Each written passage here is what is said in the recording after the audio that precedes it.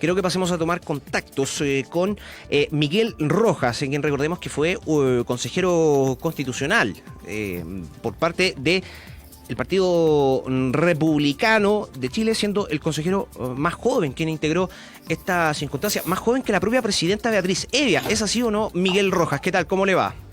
Así es, muchas gracias a todos, un saludo a los auditores que nos están escuchando esta mañana. Y sí, como tú bien dices, más que el primero, fui el segundo más joven del Consejo Constitucional. Así que una gran experiencia puede haber aportado a mi país. Así es. Bueno, entremos de lleno en materia constitucional. Nosotros ya habíamos conversado algunos temas que se recogen principalmente y que son de interés principalmente del mundo evangélico. Yo le preguntaba la semana pasada a la consejera, a la presidenta del Consejo, y quiero conocer también su perspectiva, su análisis respecto, primero, a cómo queda en pie lo que es la denominada ley de culto, porque hubo toda una polémica entre medio, hubo discusiones, algunas fake news. Entonces queríamos conocer desde su perspectiva cómo queda esto en plan, pensando en que, por supuesto, este es el interés del mundo evangélico y de distintas iglesias. Sí, por supuesto. Bueno, particularmente yo soy cristiano evangélico también y me tocó incorporar dentro del Consejo Constitucional esta materia que para mí fue sumamente importante que quedara muy bien definida.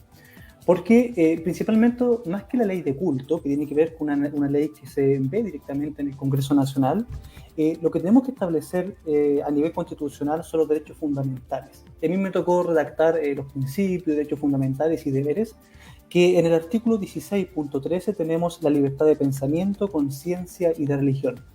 Y si nosotros lo comparamos con la actual propuesta constitucional, la Constitución del 80, vemos solamente que está la libertad de conciencia, la manifestación libre de los cultos, pero tampoco hay un detalle muy expreso respecto a lo que después será la ley de culto. Y lo que nosotros dejamos en el artículo 16.13 tiene que ver directamente con la libertad de pensamiento, conciencia y de religión, o sea, mucho más específica y mucho más amplia. Y a su vez, si uno lee el texto constitucional, abordamos la dimensión educativa respecto a políticas públicas el día de mañana más familiar, y además establecemos el rol de los padres, que tienen que ver con la educación preferente que ellos tienen por sobre sus hijos en escoger la religión que ellos determinen.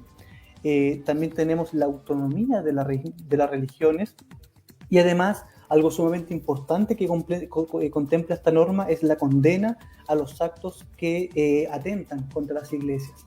Y nosotros llevamos a nivel constitucional que todo acto que se haga contra las iglesias, por ejemplo, lo que causó en el 18 de octubre para el estallido social, o las quemas de iglesias que hasta el día de hoy tienen en la macro zona sur, nosotros creemos de que todo acto terrorista en contra de los templos tiene que ser condenado como delito terrorista.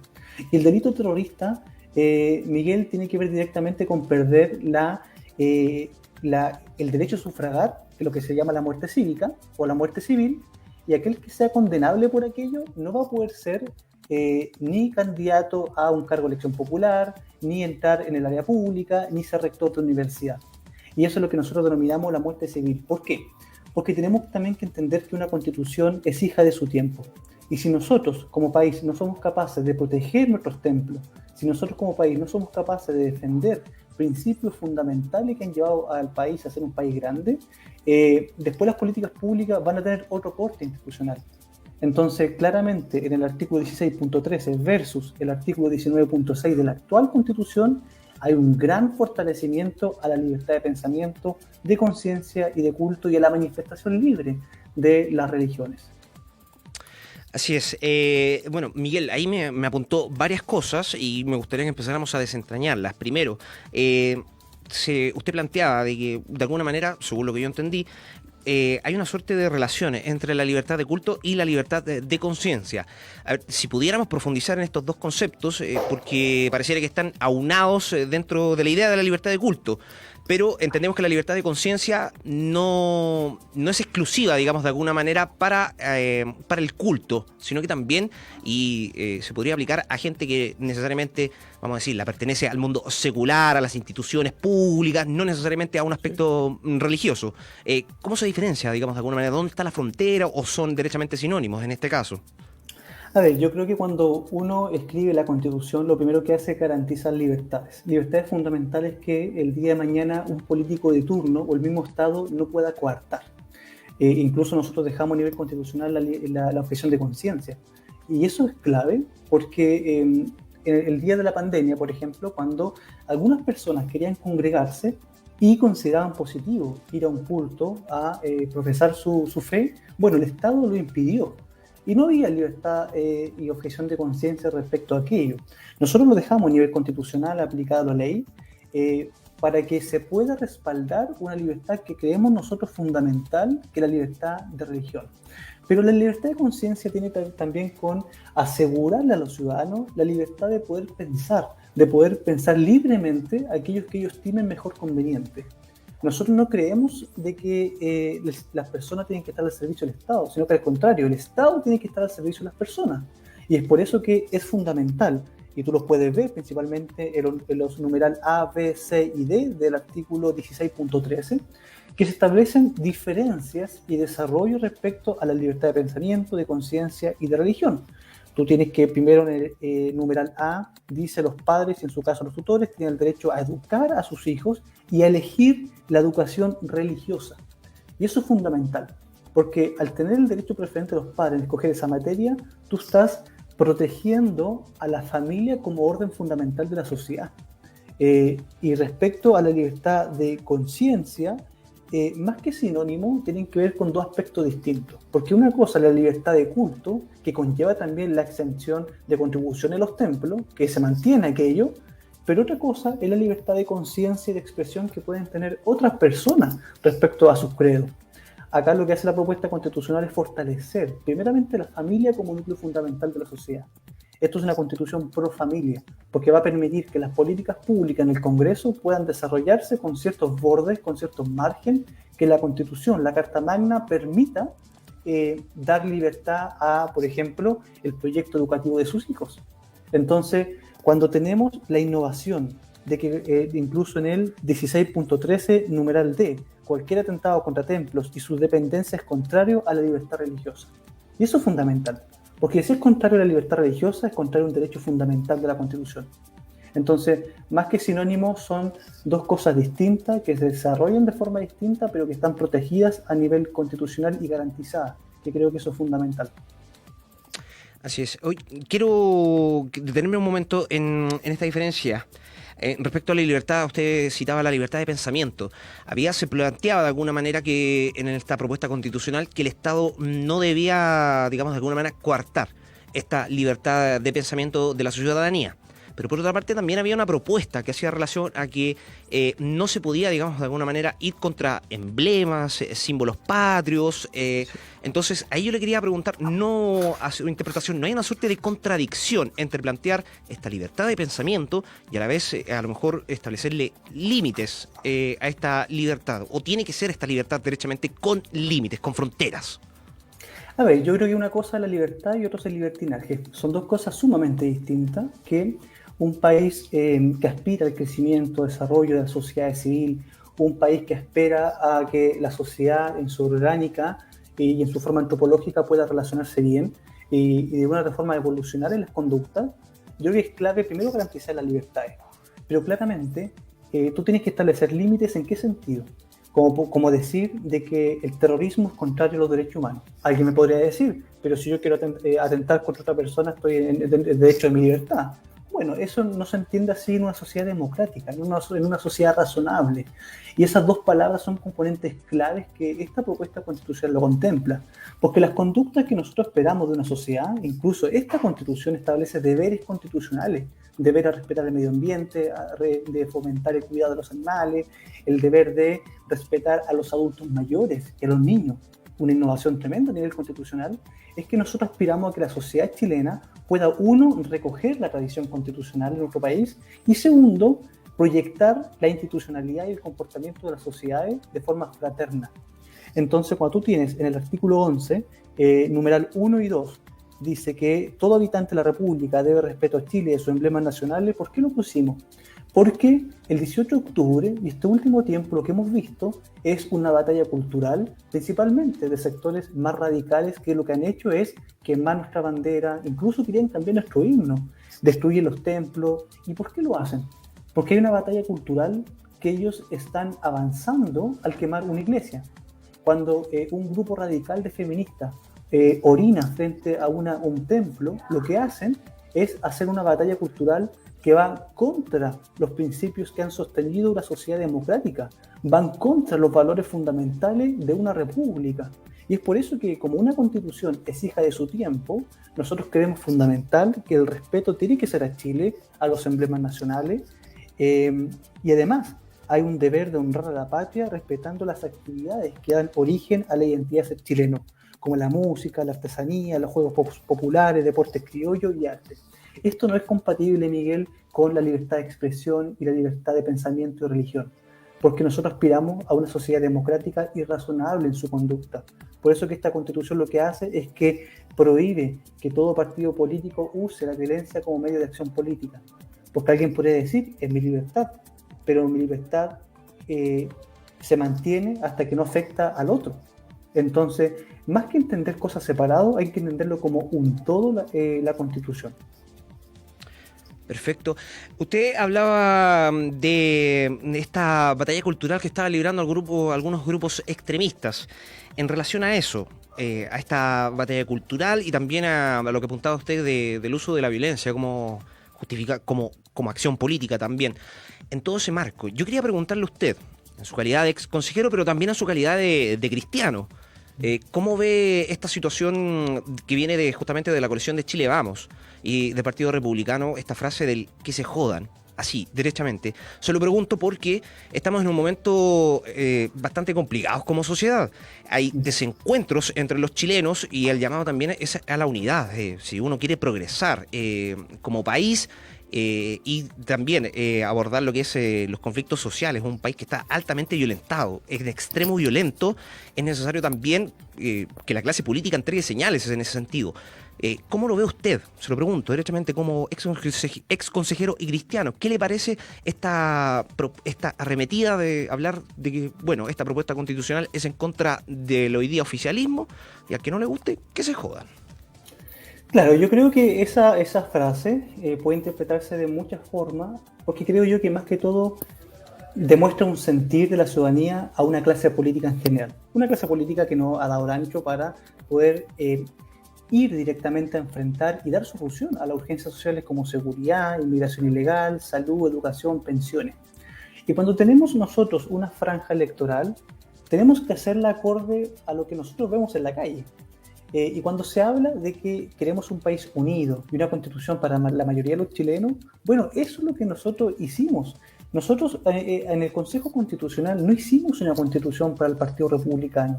Nosotros no hicimos una constitución para nuestro sector.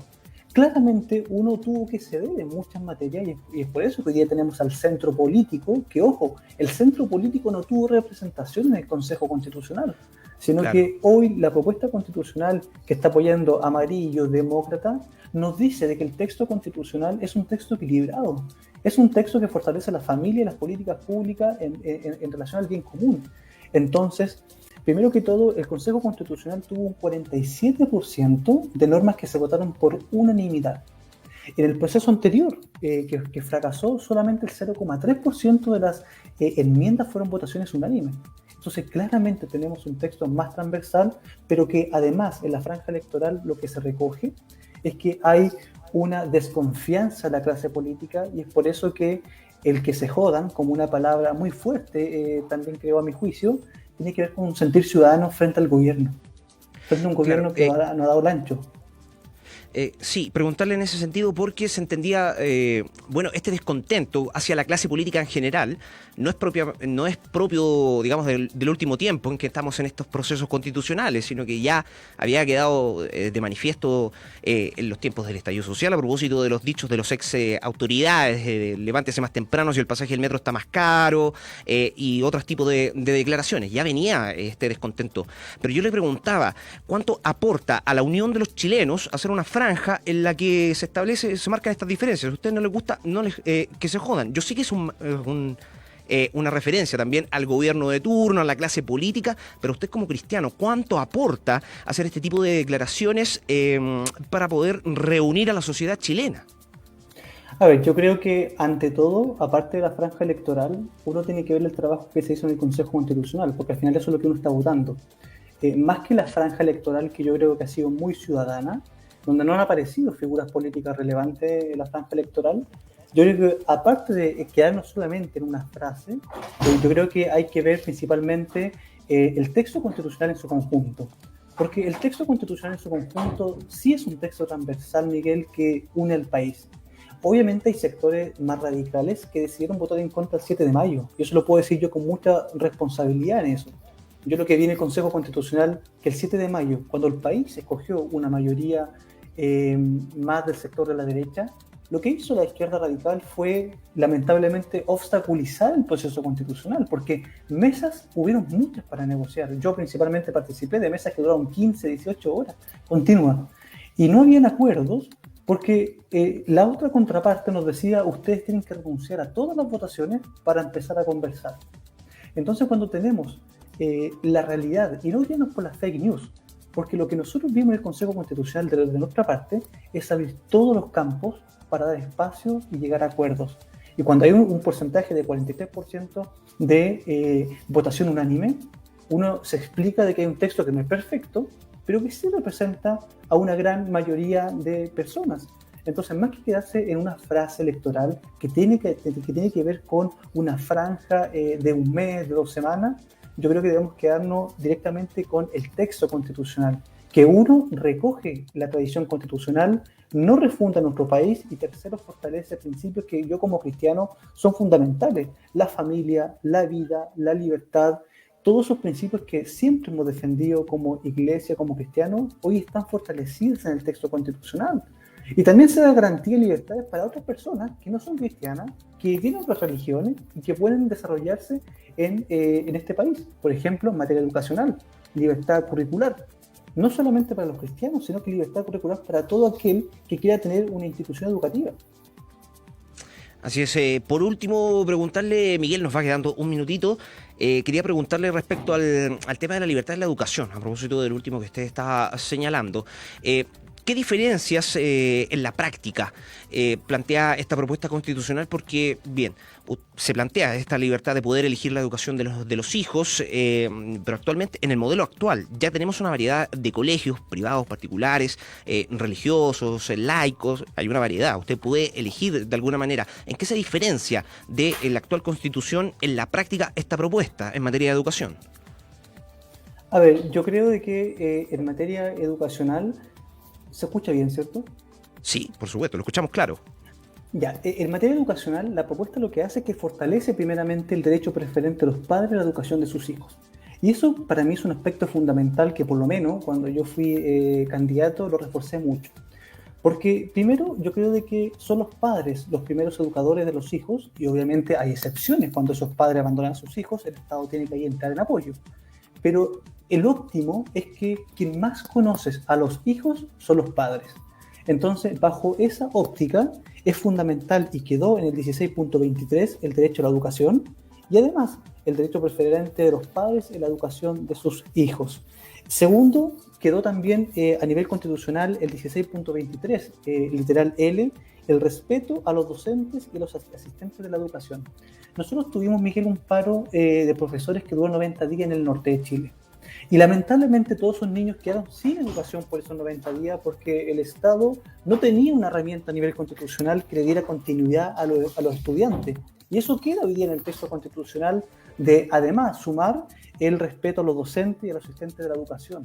Entonces, cuando tú tienes un texto constitucional que uno reconoce los problemas que hoy día tiene Chile y segundo, da herramientas constitucionales al Estado para enfrentar problemas que no teníamos hace un tiempo. O sea, hoy día yo les pregunto a los que nos están escuchando, ¿nuestra educación pública hoy día es peor? Hoy día el Instituto Nacional, siendo un instituto que permitía incluso a tener presidente de la República, es un instituto que hoy día está secuestrado por los estudiantes que queman el colegio, que queman a profesores, que agreden a nuestras autoridades como carabineros. Entonces, lo que hace esta propuesta constitucional es que innova en temas fundamentales para dar herramientas para que todas las personas, todos los niños, puedan seguir su estudio de forma continua. Y además, fortalece y protege a los docentes y los profesores, que hoy día, lamentablemente, muchos estudiantes no respetan a los profesores que son la autoridad en el aula. Y hoy día pareciera que el niño tiene más derechos frente a un profesor. Entonces, yo creo que tenemos que volver a esta educación donde pueda incluso implementarse el homeschooling, donde cuando hay un paro, bueno, los niños puedan continuar sus estudios desde su casa. Y eso hoy día se puede hacer porque lo pudimos aprender en pandemia. Entonces, sí, esta propuesta de constitución es mejor porque uno garantiza la educación pública universal y no elimina la gratuidad, como se están diciendo en fake news, sino que se mantiene todas las leyes aprobadas por el Congreso hasta el momento y esas leyes no son incompatibles con la normativa constitucional aplicable. Entonces, claramente, yo quiero destacar de que los padres tengan el derecho preferente en educar a sus hijos es fundamental. Y además, se denuncia el maltrato y la trata de niños, que hoy día vemos que está lamentablemente llegando a Sudamérica. Miguel Rojas, lamentablemente se nos ha acabado el tiempo. Podríamos seguir conversando de todos estos temas y otros más que, por supuesto, convocan al mundo cristiano. Le agradecemos, por supuesto, este contacto con Radio Corporación 97.1 FM, sus 33 emisoras a nivel nacional y en Corporación TV en el 15.2. Nos encontramos el 17 de diciembre. Ahí estaremos en el próximo plebiscito.